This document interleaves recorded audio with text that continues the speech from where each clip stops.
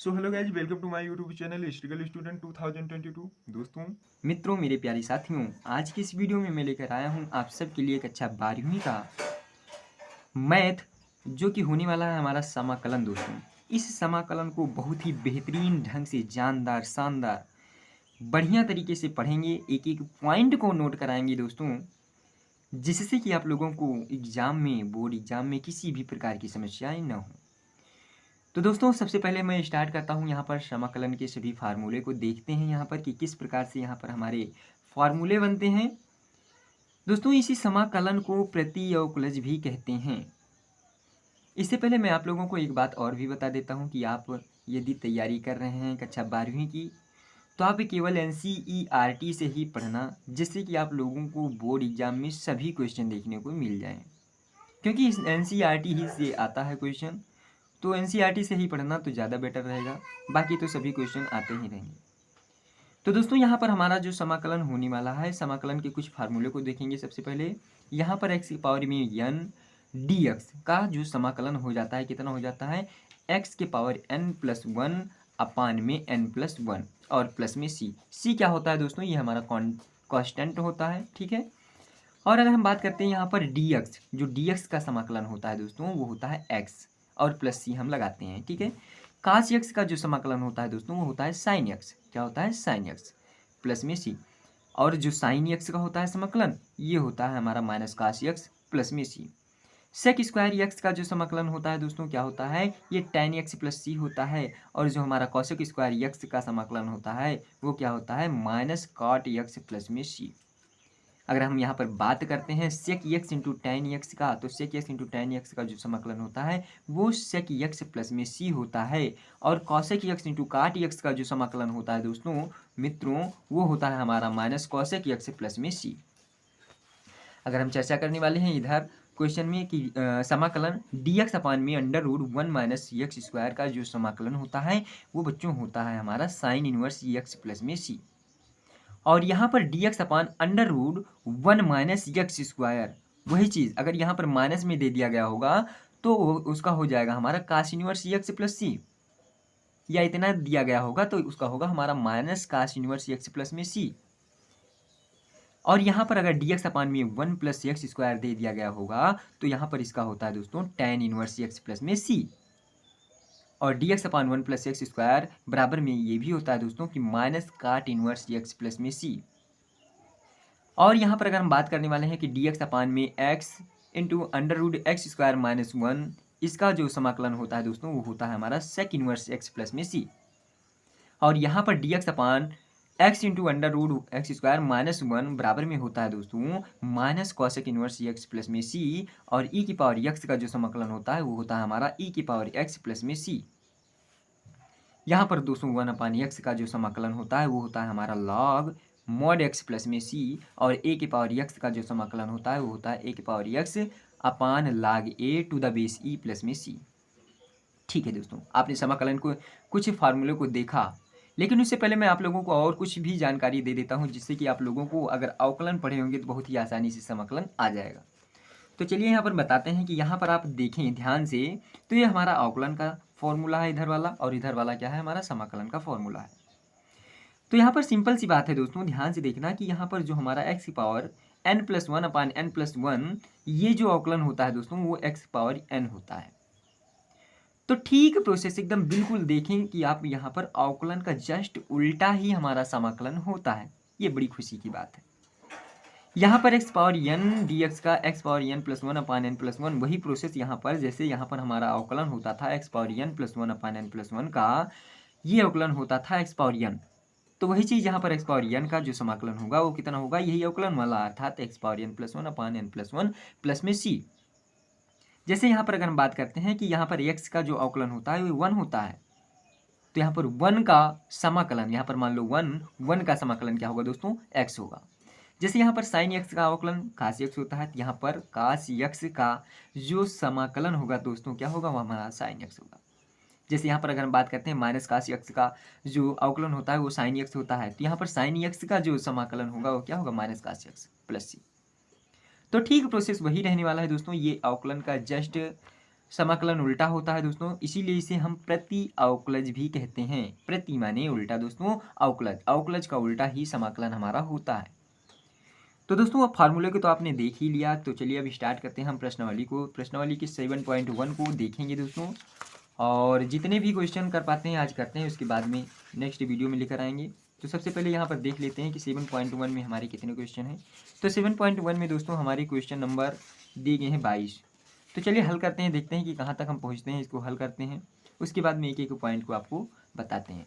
तो ध्यान से देखना है दोस्तों, यहाँ पर जो पहला क्वेश्चन दिया गया है हमारा, वो पहला क्वेश्चन दिया गया है कि निम्नलिखित फलनों के प्रति अवकलज यानी कि समाकलन निरीक्षण विधि द्वारा ज्ञात कीजिए। तो ओनली आपको क्या करना है दोस्तों, आपको यहाँ पर इसका समाकलन कर देना है। जितने भी यहाँ पर क्वेश्चन हैं उसका सिंपल सा समाकलन कर देना होगा, बहुत ही आसानी से इसका सिंपल सा समाकलन हो जाएगा। तो चलिए स्टार्ट करते हैं। यहाँ पर देखिए, यहाँ पर जैसे हमारा क्वेश्चन नंबर 1 दिया गया है कि साइन 2x, क्या दिया गया है दोस्तों, साइन 2x। दोस्तों समाकलन को हम आई से डिनोट करते हैं, क्योंकि आई से इंटीग्रल होता है, इंटीग्रेशन होता है, और इंटीग्रेशन माने ही समाकलन होता है। ये दोस्तों समाकलन का चिन्ह होता है, यहाँ पर dx लगाते हैं। अब ये हमारा पूरा क्वेश्चन का रूप हुआ कि आई बराबर में जितने भी क्वेश्चन किसी भी प्रकार से आपको दिए गए होंगे, आपको इतना तो करना ही है कि आई बराबर में लिखना है, और ये इंटीग्रल लगाना है अर्थात समाकलन लगाना है, फिर dx लिखना है। दोस्तों यहाँ पर जो हमने साइन यक्स का समाकलन अभी जस्ट बताया, साइन यक्स का समाकलन वो होता है क्या, माइनस कास यक्स, और प्लस में सी। सी क्या है दोस्तों, ये कांस्टेंट है सी। तो सेम प्रोसेस यहाँ भी होने वाला है कि आई बराबर में जब हम यहाँ पर समाकलन करेंगे तो साइन यक्स का माइनस कास यक्स होता है, तो साइन यक्स का यहाँ पर माइनस कास, यहाँ पर यक्स के स्थान पर 2x है, तो यहाँ पर लिखेंगे 2x।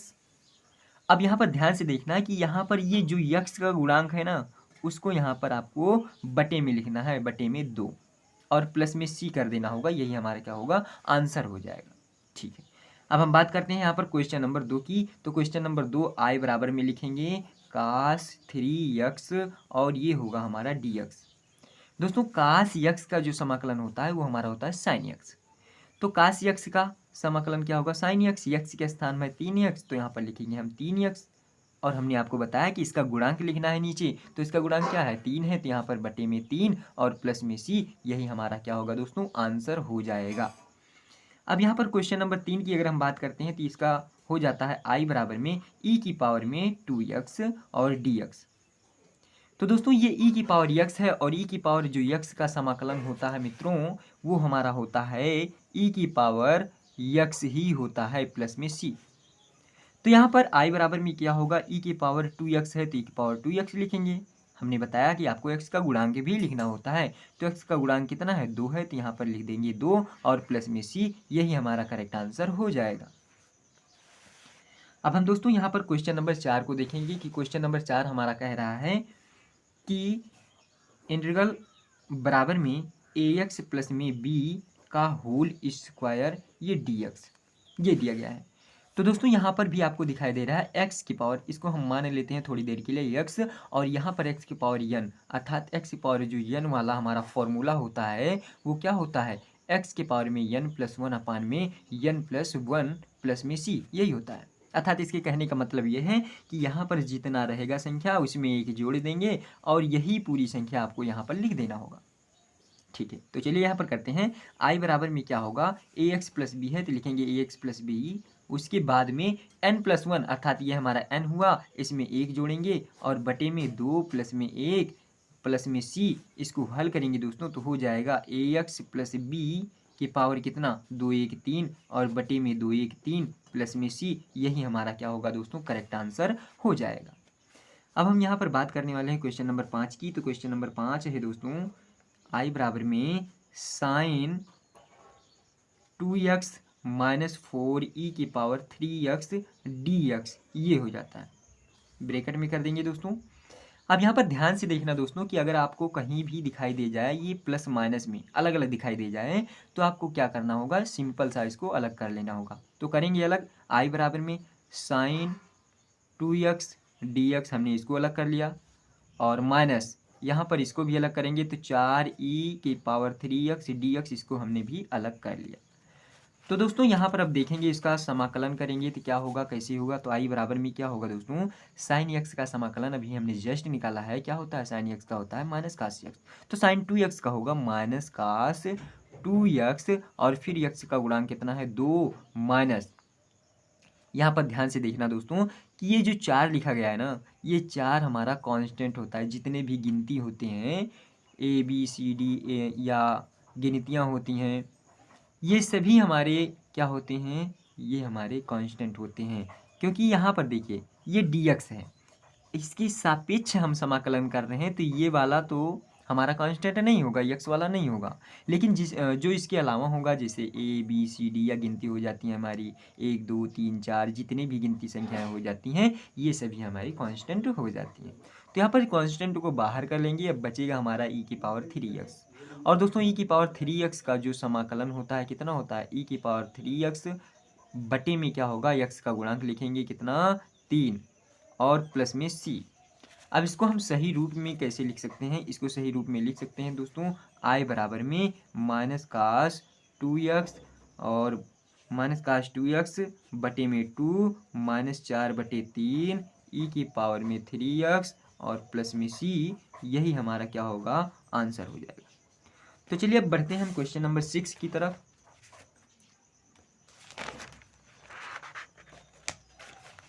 दोस्तों यहाँ पर हमारा जो क्वेश्चन नंबर 6 है वो है 4e की पावर 3x प्लस में 1, इसका हम समाकलन करना है। तो यहाँ पर 6 नंबर क्वेश्चन है, i बराबर में कितना, 4e की पावर में 3x प्लस में 1, इसका हम करेंगे समाकलन। ठीक है, तो करते हैं। यहाँ पर i बराबर में हमने आपको बताया कि आप अगर आपको कहीं भी दिखाई दे जाता है ये प्लस माइनस, तो आप डायरेक्टली ही अलग कर दो। तो चलिए अलग करते हैं यहाँ पर। तो 4e की पावर में 3x dx, इसको अलग कर लिया, प्लस में यहाँ पर होगा 1 dx, इसको भी अलग कर लिया। अब यहाँ पर ये देखना दोस्तों कि ये 4 हमारा कांस्टेंट है, इसको बाहर कर लो और बचेगा हमारा e की पावर 3x dx और प्लस में 1 dx। 1 को भी आप बाहर कर सकते हैं, लेकिन कोई मतलब नहीं है। तो y बराबर में क्या होगा दोस्तों, 4e की पावर x का जो समाकलन होता है बच्चों, वो होता है हमारा e की पावर x। तो यहाँ पर e की पावर 3x है, तो लिखेंगे e की पावर 3x। अब फिर ये देखेंगे कि इसका गुणांक क्या है, तो इसका गुणांक 3 है, तो यहाँ पर लिख देंगे 3, प्लस में 1 का जो हमारा समाकलन होता है दोस्तों वो होता है x, और प्लस में लिखेंगे c। अब इसको सही फॉर्म में लिखेंगे तो हो जाएगा हमारा 4 और बटे के कितना, 3 e की पावर में 3x और प्लस में x प्लस में c। यही हमारा दोस्तों करेक्ट आंसर हो जाएगा। अब यहाँ पर हम चर्चा करने वाले हैं क्वेश्चन नंबर 7 की। तो क्वेश्चन नंबर 7 हमारा होगा क्या कि एक्स स्क्वायर और ब्रैकेट में 1 माइनस 1 एक्स स्क्वायर, ये होगा हमारा dx।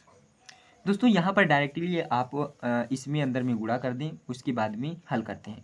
तो एक्स स्क्वायर का जब गुणा एक में करेंगे तो होगा हमारा एक्स स्क्वायर, माइनस में एक्स स्क्वायर का गुणा जब इसमें करेंगे तो होगा हमारा एक्स स्क्वायर एक कम एक्स स्क्वायर बटे में एक्स स्क्वायर, ये dx। इसको आप यहाँ पर अलग अलग नहीं कर सकते थे, सबसे पहले आप गुणा करेंगे, उसके बाद में यहाँ पर अलग अलग दिखाई दे रहा है, क्योंकि यहाँ पर देखिए कि आप एक्स स्क्वायर और इसके इस पूरे के बीच में यहाँ पर इंटू है, गुणा है, तो यहाँ पर प्लस माइनस तो है ही नहीं, इसके अंदर में है, इसीलिए हमने यहाँ पर अलग नहीं किया है। अब यहाँ पर देखिए कि यहाँ पर ये वाला पोर्शन अलग हो गया, ये वाला पोर्शन अलग हो गया, तो यहाँ पर भी हम अलग कर सकते हैं। तो यहाँ पर ध्यान से देखना कि यहाँ पर हम कैंसिल कर देंगे, एक्स स्क्वायर से एक्स स्क्वायर कैंसिल होगा, तो हमारा बचेगा जो वो बचेगा एक्स स्क्वायर, माइनस में यहाँ पर हमारा 1 बचेगा और dx। अब यहाँ पर आप इसे अलग कर सकते हैं। तो आई बराबर में क्या होगा दोस्तों, एक्स स्क्वायर अलग कर देंगे, dx माइनस में यहाँ पर होगा 1 dx। ठीक है, अब यहाँ पर ध्यान से देखना, ये एक्स पावर n वाला समाकलन लगेगा। क्या होता है एक्स पावर n वाला समाकलन, होता है एक्स के पावर n प्लस 1 अपान n प्लस 1, अर्थात एक्स पावर में 2 प्लस में 1 बटे में कितना, 2 प्लस में 1 माइनस में 1 का समाकलन दोस्तों x होता है, और प्लस में c। अब इसको सही रूप से लिख देंगे तो x पावर में कितना, 2 1 3 बटे में 3 माइनस में x प्लस में c। यही हमारा दोस्तों करेक्ट आंसर हो जाएगा। ठीक है, अब हम बढ़ते हैं क्वेश्चन नंबर 8 की तरफ। दोस्तों जो क्वेश्चन नंबर 8 दिया गया है यहाँ पर हमारा, वो दिया गया है a x की पावर 2 ax स्क्वायर प्लस में bx और प्लस में c, ये dx हो जाता है। ठीक, तो क्या करेंगे यहाँ पर देखिए प्लस माइनस में, ये प्लस में है, ये प्लस में है, ये प्लस में है, ये तीनों प्लस में है, अलग अलग हैं, तो हम इसको डायरेक्ट ही अलग कर लेंगे। तो आई बराबर यहाँ पर होगा, अलग करेंगे तो ए एक्स स्क्वायर डी एक्स, ठीक है, डी एक्स लगाते चलेंगे सभी में, प्लस में यहाँ पर देखिए b x d x, plus में यहाँ पर करेंगे सी डी एक्स, ठीक है।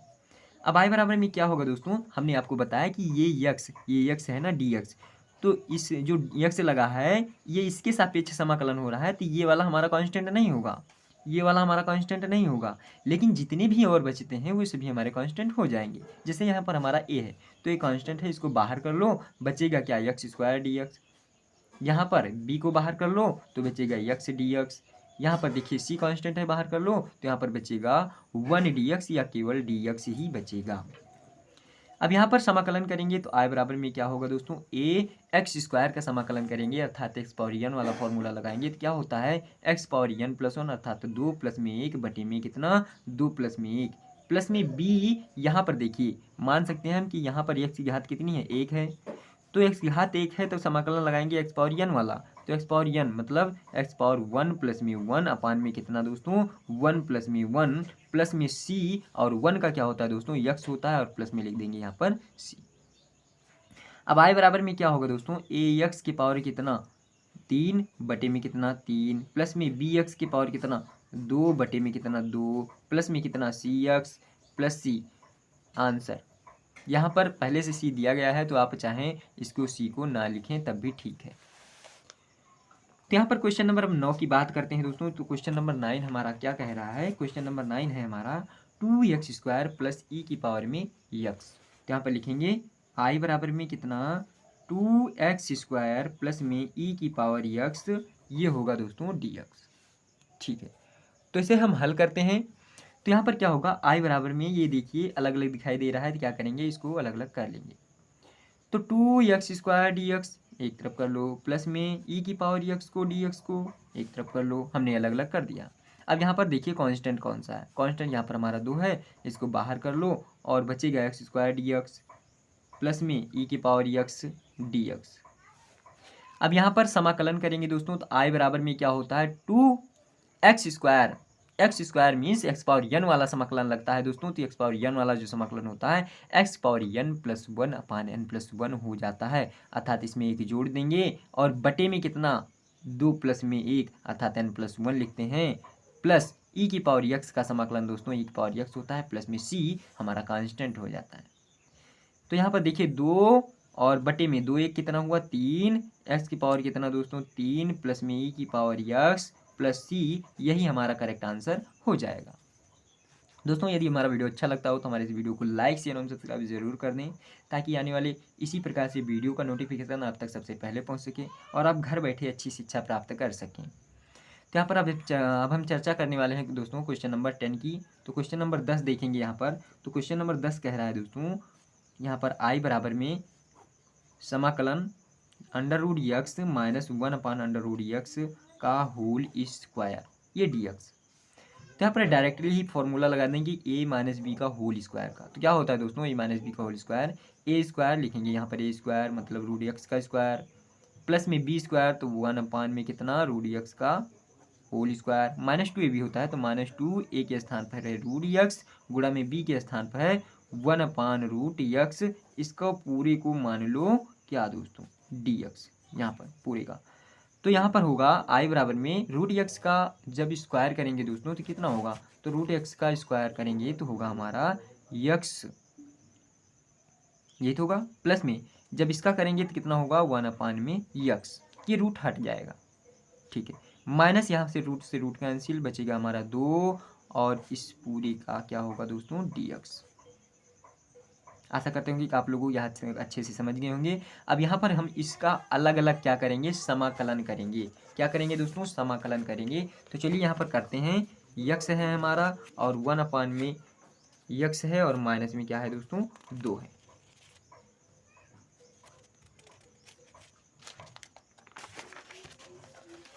क्या था दोस्तों यहाँ पर आई बराबर में था हमारा यक्स बचा था, प्लस में 1 अपान यक्स बचा था और माइनस में 2 बचा था, ये हमारा डी एक्स बचा था। तो आई बराबर में क्या हो जाएगा यहाँ पर यक्स अलग अलग कर लो डायरेक्ट, तो यहाँ पर एक्स डी एक्स प्लस में कितना 1/x डी एक्स माइनस में कितना 2dx। अब यहाँ पर समाकलन करेंगे तो आई बराबर में क्या होगा दोस्तों, यहाँ पर मान लो 1 तो एक्स पावर एन वाला समाकलन लगाएंगे तो क्या होगा x power n plus 1 means क्या होगा 1 प्लस में 1 में कितना 1 प्लस 1 और प्लस में 1/x का दोस्तों जो समाकलन हमारा होता है वो होता है log x माइनस 2 को हम बाहर कर लेंगे तो बचेगा हमारा 1 और 1 का जो समाकलन होता है दोस्तों वो हमारा होता है x और लिखेंगे यहाँ पर प्लस में c। तो आई बराबर में क्या होगा यक्स की पावर में 2/2 प्लस में log यक्स माइनस में 2x प्लस में c, यही हमारा क्या होगा दोस्तों करेक्ट आंसर हो जाएगा। अब हम यहाँ पर चर्चा करने वाले हैं क्वेश्चन नंबर कितने 11 की। तो क्वेश्चन नंबर 11 जो है देखेंगे यहाँ पर आई बराबर में क्या होगा एक्स क्यूब प्लस में 5x² माइनस में 4 और बटे में x² ये dx। तो आई बराबर में क्या होगा दोस्तों, यहाँ पर होगा x² बटे में कितना, इसको अलग अलग कर लो, इसका हर इसके साथ कर दो, इसका हर इसके साथ कर दो, इसका हर इसके साथ कर दो, तो x³ बटे में कितना कर दो, यहाँ पर x³ बटे में दोस्तों कर दो x² dx अलग अलग कर दो डायरेक्ट, प्लस में 5x² बटे में क्या कर दो x² कर दो dx माइनस माइनस लगा है माइनस लगाएंगे 4 बटे में कितना कर दो दोस्तों x² कर दो dx। हमने क्या किया इस x² को इन सभी के साथ अलग अलग कर दिया। ठीक है, आप अच्छे से इसे समझ गए होंगे। अब इसे यहाँ पर हल करते हैं तो आई बराबर में क्या होगा दोस्तों, देखिए यहाँ पर x² है, यहाँ पर x³ है, मतलब यहाँ पर घात 2 है, यहाँ पर घात 3 है, तो यहाँ पर ये दोनों घात एक घात से कटेगी तो यहाँ पर कितनी घात बचेगी, एक घात बचेगी अर्थात x बचेगा, ये dx बचा, प्लस में देखिए यहाँ पर इससे ये कैंसिल हुआ, यहाँ पर बचेगा 5 और dx माइनस में 4 बाहर करेंगे तो बचेगा 1/x² ये dx। तो आई बराबर में क्या होगा दोस्तों x dx प्लस में 5 देखिए यहाँ पर कांस्टेंट है बाहर करेंगे तो बचेगा हमारा 1 dx माइनस 4 देखिए यहाँ पर 1/x² है, यहाँ पर घात कितना है नीचे 2 है, ऊपर जाएगा तो घात होगा हमारा -2 और dx। जब यहाँ पर हम समाकलन करेंगे तो आई बराबर में क्या होगा दोस्तों, देखिए यहाँ पर आप मान सकते हैं 1 तो एक्स पावर लगाएंगे n वाला फॉर्मूला, तो एक्स पावर n वाला फॉर्मूला होता है हमारा x power n plus 1/n+1, तो 1 + 1/1+1 अपान में कितना 1+1।